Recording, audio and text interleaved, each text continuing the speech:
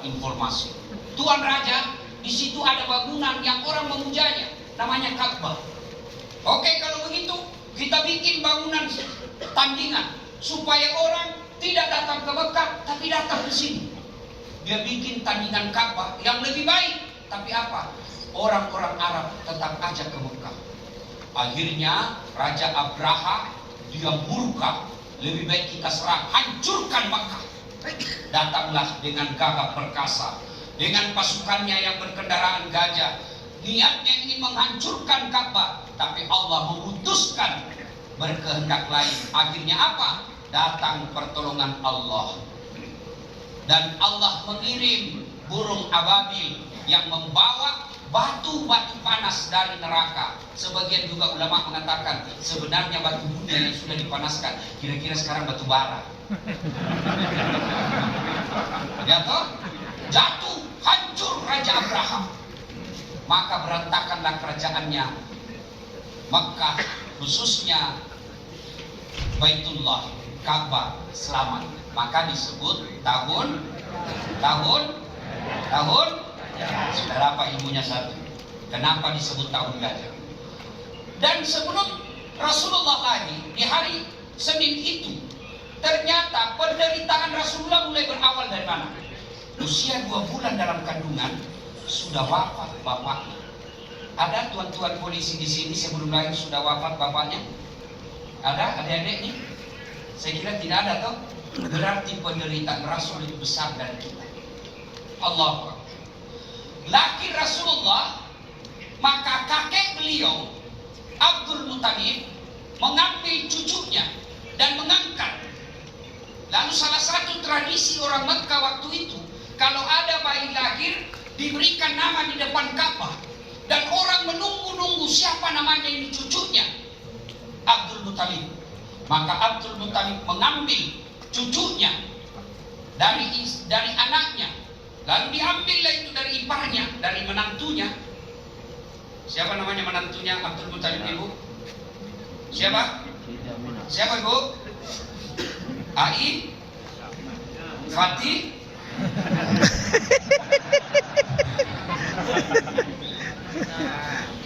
Aminah. Ya, diangkatlah bayinya, Rasulullah diangkat. Semua orang menunggu-nunggu siapa namanya ini.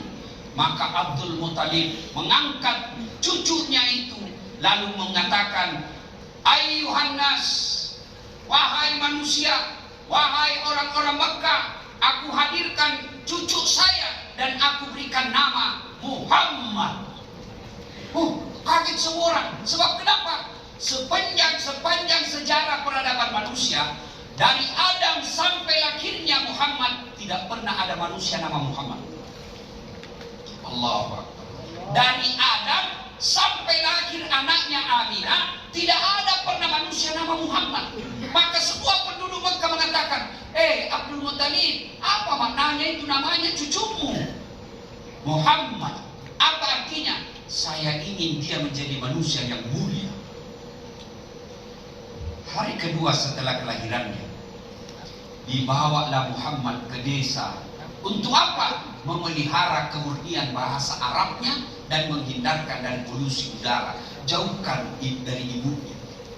Tradisi orang Mekah waktu itu, kalau ada bayi lahir, dibawa ke kampung.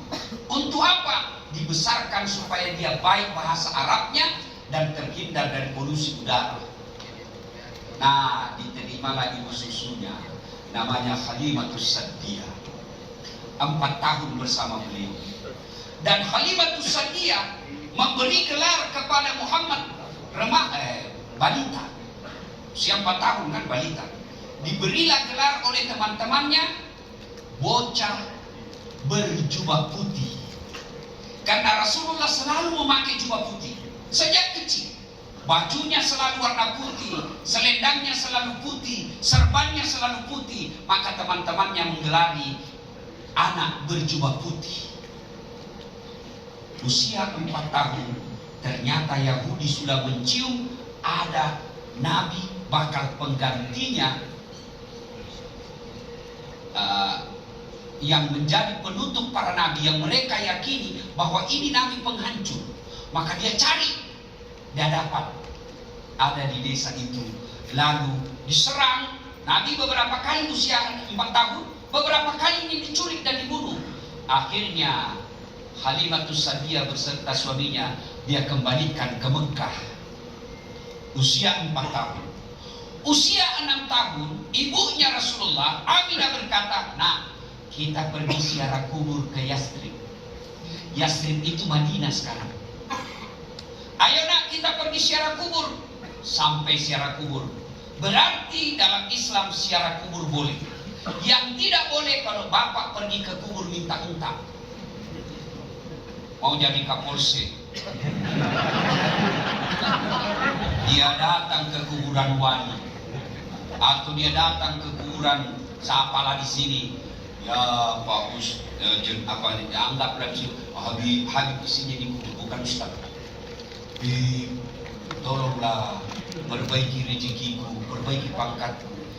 Beleng-beleng. Kenapa orang hidup minta didoakan orang mati?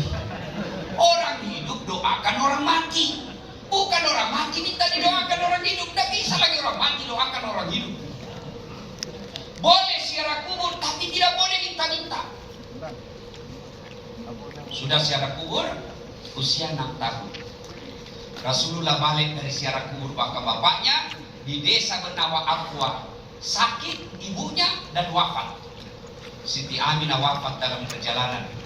Ketika mengetahui ibunya wafat, Rasulullah waktu itu Muhammad kecil, si anak berjubah putih, pingsan sampai direndam oleh pembantunya di sungai-sungai kecil karena demam tinggi. Rasulullah sedih, ditinggal oleh ibunya usia 6 tahun. Ada di antara kita yang 6 tahun sudah yatim piatu? Ada ibu-ibu di sini? Berarti penderitaan Nabi lebih besar daripada kita. Usia 8 tahun diambil oleh pamannya. Wafat, kakeknya dulu wafat usia 6 tahun. Wafat ibunya, diambil kakeknya. 8 tahun meninggal lagi kakeknya. Dipelihara oleh pamannya Abu Thalib. Kemudian usia 12 tahun Rasulullah mulai melakukan perang, tapi bukan perang antar agama, waktu itu perang antar suku. Apa tugasnya Muhammad remaja waktu itu? Mengumpulkan panah, mengumpulkan anak-anak panah, diberikan kepada orang yang di depan berperang. 12 tahun. Kemudian usia berikutnya 13 sampai 14 tahun dibawalah berdagang ke Syam. Sampai di Syam dikenali oleh pendeta yang namanya pendeta Bukhairah.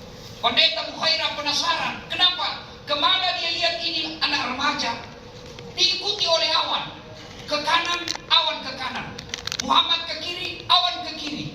Lalu pendeta Bukhairah memanggil pamannya Abu Thalib.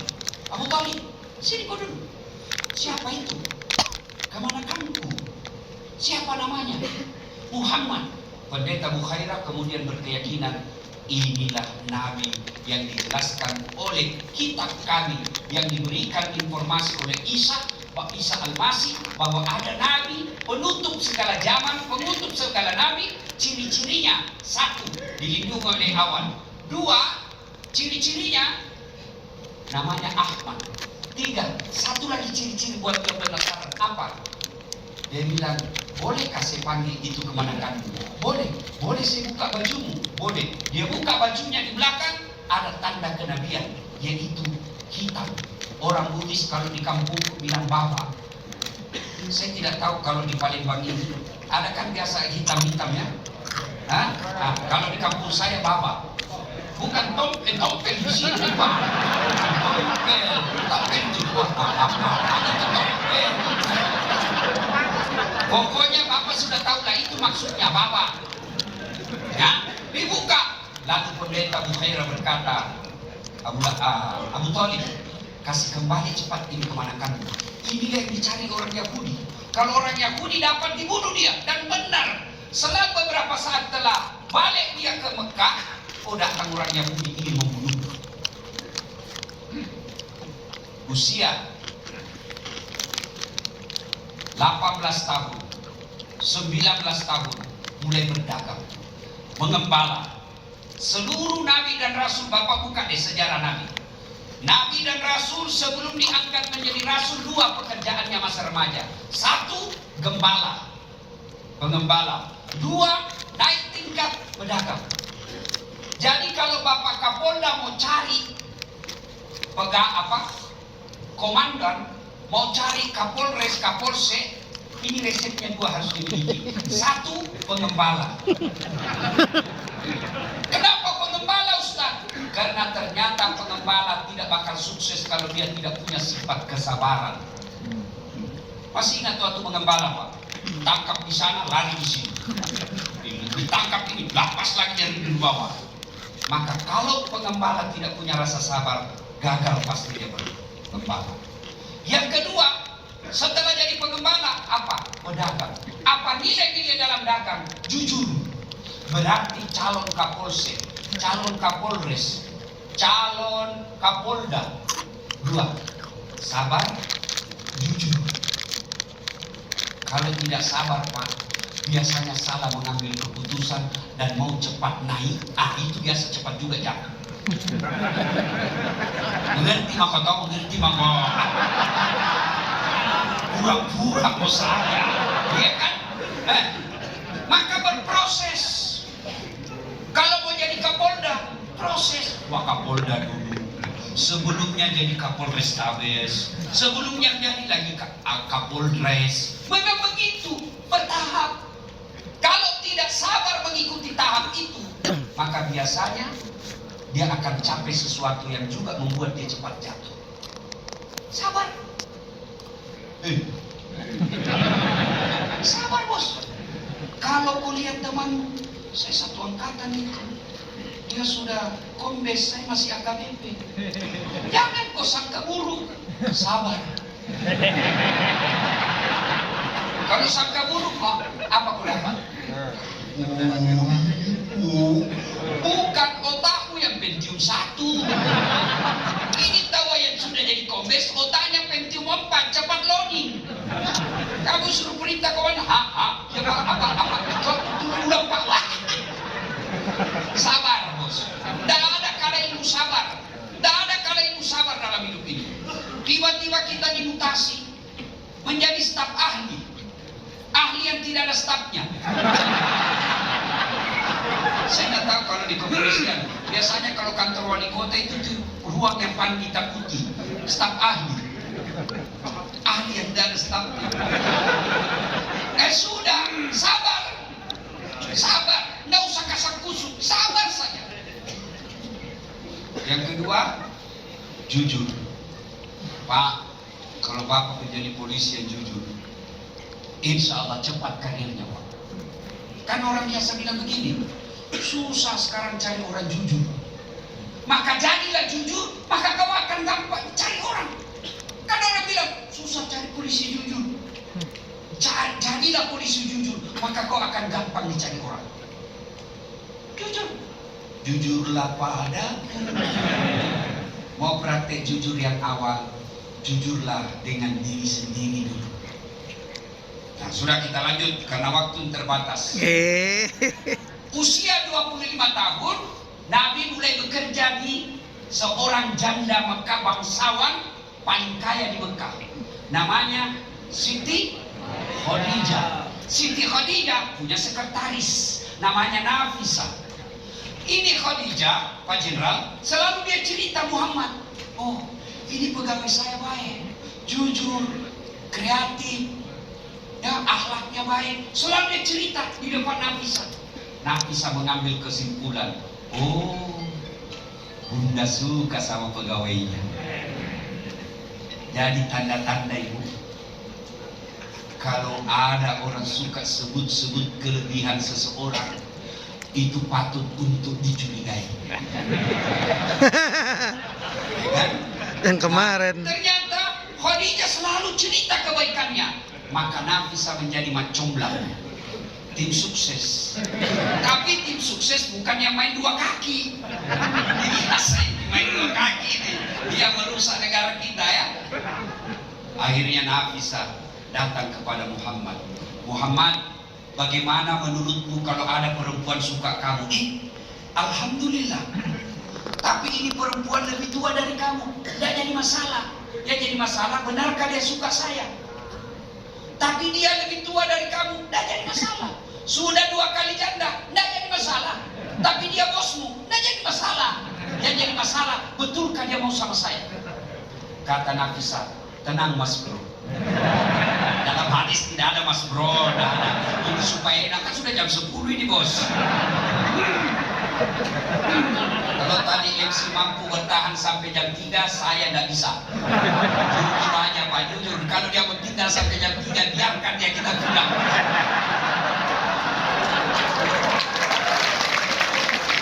Nah, maka Nafisah datang lagi. Tenang Muhammad, urusan saya. Datang kepada Khadijah. Bunda, bagaimana menurut Bunda kalau ada yang suka? Betulkah? Betul. Alhamdulillah. Tapi ini lebih muda dari Bunda, tidak jadi masalah. Tapi dia pegawaimu, tidak jadi masalah. Yang jadi masalah, betulkah dia senang sama saya? Kata Nafisah, tenang Bunda, saya punya urusan. Inilah yang disebut tim sukses yang tidak mempermalukan kedua belah pihak. Bayangkan kalau Nafisah mau main, dia akan katakan kepada Muhammad, Muhammad tenang mas bro, bos suka sama kamu, kesempatan ambil, memang bangko yang kau boleh ambil di sini, orang kaya ini. Tapi Nafisah tidak. Akhirnya apa? Nikah. Menikahlah Rasulullah dengan Khadijah. Dan bapak tahu maharnya. Bapak-bapak tahu maharnya 300 ekor onta betina. Dan onta pada saat itu, kalau onta betina jauh lebih mahal daripada onta laki-laki. Jantan. Onta. Jangan bandingkan polisi. Lebih mahal 300 ekor onta betina. Itu kira-kira kalau diuangkan sekarang, onta sekarang harga 25 juta satu ekor. Kira-kira kalau 300 ekor berapa? Pokoknya miliar lah. Sudah. Setelah menikah dengan Rasulullah yang Khadijah, maka lahirlah anak pertamanya. Siapa yang tahu nama anak pertamanya Nabi? Siapa namanya? Siapa? Hah? Fatimah atau Qasim? Hah? Ibu-ibu, Fatimah atau Qasim? Bingung kok toh? Ini gunanya maulid, supaya kita tahu. Nah, anak pertamanya Nabi namanya Qasim. Berapa anaknya Nabi, Bu? 6 atau 7? 6 atau 3? Hah? 7. Itulah sebabnya bapak-bapak ajari ini sejarah Nabi ke anak kita. Bayangkan kalau anak kita sudah tidak tahu siapa nabinya. Maka saya dari kecil saya ajarkan anak saya. Kita cerita sejarah Nabi nak. Anak-anak Nabi ada 7 orang, 3 laki-laki, 4 perempuan. Pertama Qasim, Abdullah, Ibrahim, Zainab, Ruqayyah, Ummu Kalsum, Fatimah.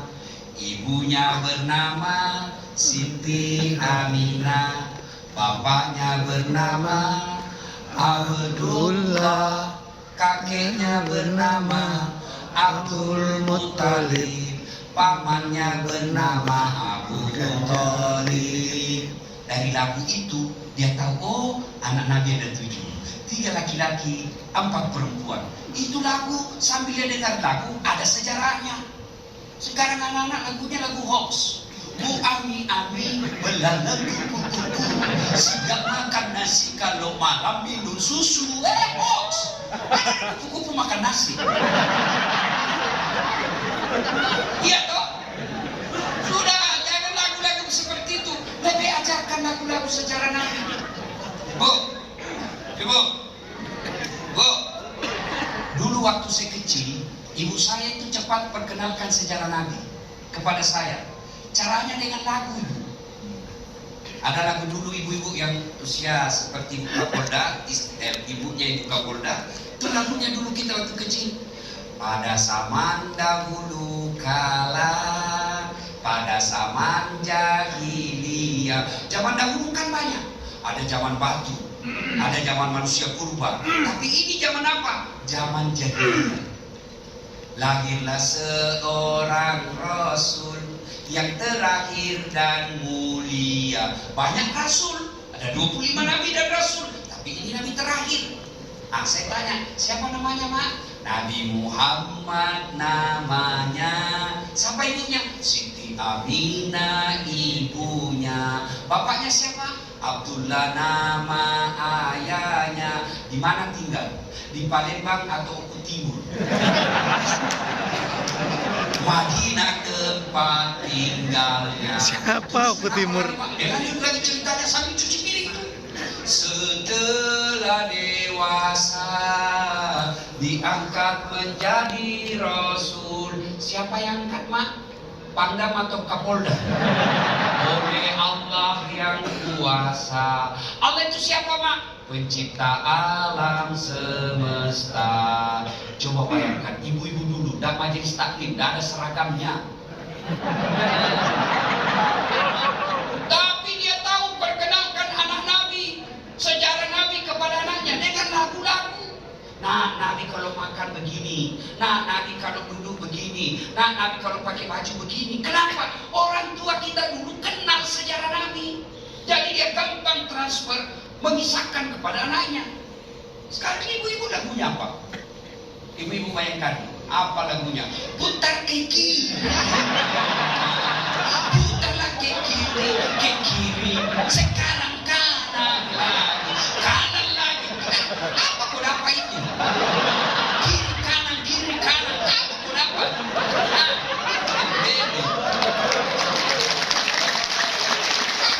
Apa pun apa dengan itu lagu? Apa dapat ada tuh? Yo ayo. Tidak masuk di akalku. Dia lebih parah lagi, katanya ibu majelis taklim. Dia senang lagi depan Mapolda. Ibu-ibu di depan Bayangkari, bajunya sempit, roknya sempit. Bapak-bapak di belakang, di depan ada ibu-ibu 1, 2, bapak-bapak di belakang 3. Iya toh? Nah, maka Nabi perkenalkan sejarah Nabi kepada anak-anak kita dengan lagu-lagu. Anak-anak kan senang lagu, maka perkenalkan sedini mungkin dari itu dengan lagu. Maka ibu-ibu hafal lagu-lagu yang bercerita tentang Nabi. Supaya apa? Ibu-ibu sambil anaknya diayun, diberi makan, disuap, disisir. Sejarah Nabi perkenalkan. Supaya apa? Anak kita kagum dan bisa mencontoh Nabi. Bagaimana anak kita mau contoh Nabi? Nah, begini caranya Nabi kencing. Kalau kita tidak tahu, akhirnya anak kita sekarang banyak yang tidak tahu cara Nabi kencing. Kencingnya kencing sopir angkot. Masih ada 1 tetes. Yang ketawa begini rusak lagi Nabi. Atau ada yang nunggu juga kencing berdiri. Banjir. Ya kan? Nah, kemudian usia 40 tahun Nabi mulai punya kepekaan sosial. Apa kepekaan sosialnya? Beliau berkata, kenapa ini orang Mekah kok nyembah patung? Kenapa ini keturunan-keturunan keluarga-keluarga saya, sepupu-sepupu saya, kenapa mereka nyembah patung? Akhirnya naiklah ke Gua Hira. Merenung, berpikir, menjauhkan diri. Kemudian 17 Ramadan datang malaikat Jibril dalam bentuk laki-laki yang gagah perkasa. Dia peluk Nabi. Lalu Jibril berkata, "Iqra, baca." Nabi berkata, "Saya tidak tahu membaca." "Iqra, baca." "Saya tidak tahu membaca." Dipeluk makin peluk keras. Akhirnya Nabi sesak nafas. Lalu Nabi ikuti, "Iqra bismi rabbikal ladzi khalaq." Dan seterusnya sampai ayat 5. Nabi pulang dan menggigil. Sampai di rumah beliau, Kemudian beliau menghadap ke Khadijah dan berkata, "Ya istriku tersayang, selimuti saya kedinginan." Ibu-ibu, kalau 3 hari 3 malam suami tidak ada kabar, di telepon tidak dijawab, di WhatsApp dia tidak baca, 3 hari 3 malam tidak ada kabar, tiba-tiba pulang kedinginan, dan dia berkata, "Bu, selimuti saya kasihan, saya dingin ini." Ibu kira-kira langsung selimuti? Oh enggak, diinterogasi dulu ibu. Dari mana kau? Dari mana kau? Allah Akbar. Khadijah tidak pernah berkata dari mana kau. Dia langsung berkata, "Sami'na wa ata'na." Saya dengar dan saya laksanakan. Dia selimuti suaminya. Lalu Nabi ceritakan, "Saya menggigil karena ada yang membunuh saya." Lalu Khadijah memanggil Ali waktu itu yang menjadi remaja di rumah Nabi. Lalu Khadijah perintahkan, "Kau pergi panggil pendeta pamannya Khadijah, ceritakan kejadian ini." Lalu pendeta itu berkata, "Yang mendatangimu semalam sama yang mendatangi Isa Al-Masih, sama yang mendatangi Adam, sama yang mendatangi Ibrahim. Kamu adalah nabi penutup segala nabi. Kau dilantik menjadi rasul sekarang." Lalu Khadijah berkata, "Bang, tidak usah kecemas, tidak usah kau ragu. Kalau tidak ada yang percaya sama kamu, bang, saya istrimu yang percaya." Ini istri bayangkari yang top, memberikan dukungan kepada suami. Kenapa? Tugas istri. Karena saya lihat kau semua takut sama istri. Mana ada polisi berani sama istrinya? Tidak ada. Dia bilang, "Temanku yang polisi, sebenarnya kami tidak takut sama istri, Ustaz. Cuma ini istri bertengkar sedikit lapor sama istrinya komandan. Baru komandan juga takut sama istrinya, Ustaz." Lihat tak? Nah, akhirnya Bu, maka istri yang baik, tidak usah panjang cerita, sepertilah Khadijah. Ibu tahu ketika Khadijah sakaratul maut, Bu, Khadijah itu di Mekah sebelum menikah dengan Nabi, manusia terkaya di Mekah. Hampir seluruh barang mewah yang ada di Mekah Khadijah punya. Tapi ibu tahu nggak, ketika Khadijah sakaratul maut,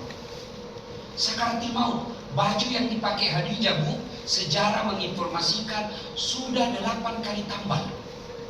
Tahu 8 kali tambal, Bu? Robek tambal. 1 sampai 7 masih pakai kain.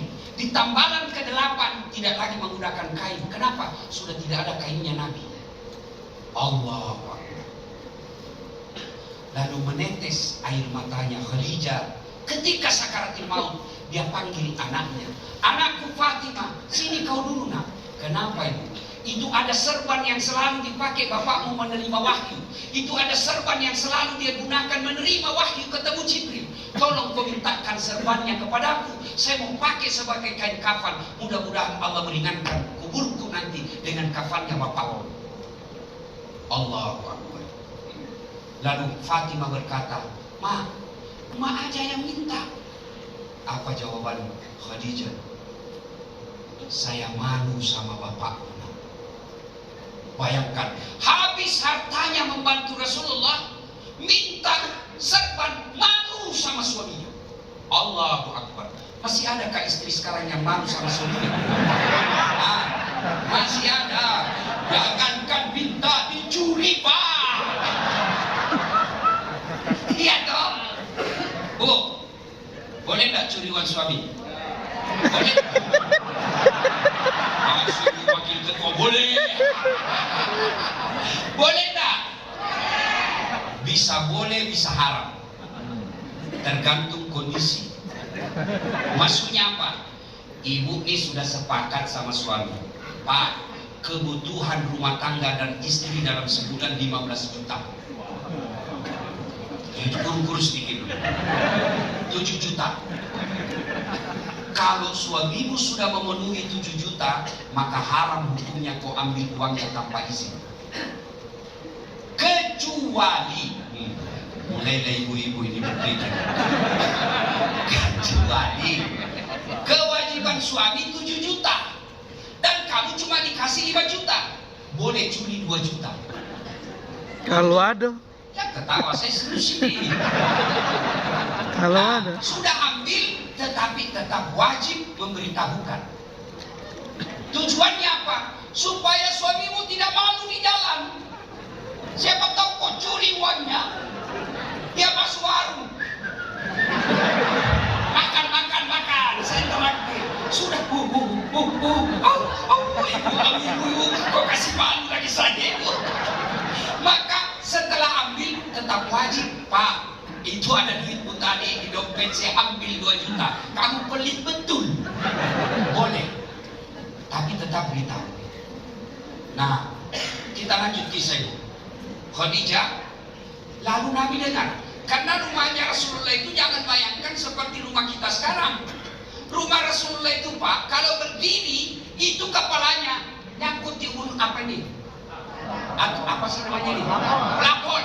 Kalau beliau sholat berjamaah dengan istri beliau, itu kakinya Rasulullah bersentuhan dengan kepala istri beliau, kata kecilnya itu tempatnya. Tapi tidak pernah kita dengar Nabi galau. Tidak pernah kita bilang Nabi putus asa. Rumah kita mewah betul, tapi tidak bisa tidur. Pulang rumah stres, tidak bisa tenang. Bawaannya mau keluar aja. Khadijah bersama Rasulullah, rumahnya kecil.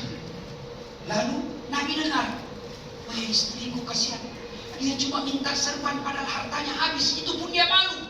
Dia datang ke Rasulullah kepada Khadijah, wahai Ummul Mukminin, inikah serban yang kau minta dan itu pun kau malu? Menetes air mata Rasulullah. Lalu datang malaikat Jibril menyampaikan kepada Muhammad, ya Muhammad, sampaikan kepada Khadijah ada salam dari Allah. Allahu Akbar. Allah titip salam, Pak. Bu, dapat salam saja dari Ibu Kapolri. Disimpan. Di WhatsApp nih. Istrinya Kapolri. Padahal Kapolri ada masa pensiun. Ini Allah yang titip salam. Saya saja, Pak, pernah dapat undangan, ucapan selamat hari raya dari Pak JK, Wapres waktu itu. Muhammad Yusuf Kalla mengucapkan selamat hari raya Idul Fitri, mohon maaf lahir dan batin, taqabbalallahu minna wa minkum, taqabbal ya karim. Itu kartu lebaran saya bawa pulang kampung. Saya kasih dia semua sekampungku, kau lihat bahwa sekampungmu. Padahal JK sekarang sudah tidak Wapres. Begitu bangga. Ini Allah yang titip salam kepada Khadijah. Bahkan Jibril pun berkata, ya Muhammad, sampaikan kepada Khadijah, Allah telah menciptakannya, membuatkannya istana dalam sorga. Allahu Akbar. Sudah sorga, dibuatkan lagi istana. Dan istananya, kata malaikat Jibril, beritahu kepada istrimu, Allah telah menyiapkan istana yang terbuat dari mutiara. Kenapa tidak terbuat dari jamur? Kenapa tidak terbuat dari emas? Kenapa tidak terbuat dari berlian? Ternyata rahasianya, Khadijah punya sifat seperti mutiara. Ibu tahu mutiara? Tahu mutiara, Ibu? Itu anggaplah kayak kerang. Itu kulitnya kan halus, dalamnya kan halus, Bu. Dia hidup di dasar laut, lalu dia buka kerang angganya, cangkangnya, masuk pasir, Bu. Lalu dia tutup. Bayangkan dagingnya yang lembut itu ketemu dengan pasir. Ibu ambillah pasir misalnya satu cubitan kasih masuk di bibir kita, sakit kan? Ini dimasukkan ke dalam perutnya, lalu dia tutup cangkangnya, dia kelola itu, lalu dia buka yang tadinya pasir menjadi mutiara. Itulah sifatnya Khadijah. Kalau ada kesusahan dalam rumah tangganya, kalau ada masalah dalam rumah tangganya, dia tidak publis. Dia masukkan dalam dirinya sendiri. Dia mengadu kepada Allah. Dia tutup cangkangnya. Dia tutup rahasia keluarganya. Lalu setelah itu, kisah hidupnya yang buruk-buruk, yang tidak enak itu, yang penuh dengan kesusahan, tidak pernah disampaikan ke orang, tapi yang keluar dari mulutnya selalu yang baik-baik. Seperti itu. Ibu pulang maulid ini, tutur kata lembut. Pulang suami sambut dia, assalamualaikum kakandaku Arjuna. Begitu datang suamimu, kau peluk dia lalu sambil menyanyi, bila kau di sisiku, hati rasa syahdu. Lalu kau bukalah sepatunya, Bele-bele. lalu kau menyanyi lagi. Tidak ada orang yang paling indah dalam hidupku ini kecuali mendapatkan suami seperti kamu. Buka sepatunya, disebut. Betul. Tapi kali teman-teman polisi bukannya buka sepatu, Ustaz, langsung HP diambil, diperiksa. Bu, kalau suamimu pulang, tataplah di wajahnya, berikan dia berita gembira. Jangan langsung mana HP. Saya telepon tidak dijawab. Siapa ini? Siapa ini? Kala-kala propos. Bu, berapa kemampuan ibu menjaga suami? Berapa kemampuan ibu menjaga suami? Menjaga suami ibu bukan dengan periksa HP-nya, bukan. Seberapa mampu ibu periksa HP? Ibu periksa HP-nya di bawah, ada 3 HP-nya disembunyi. Nah, ayo, kau periksa namanya, lain isinya. Kau tahu, ya saya begitu. Karena susah juga Jenderal, kalau istri selalu periksa HP, deg-degan kita, langsung naik, langsung turun ibu.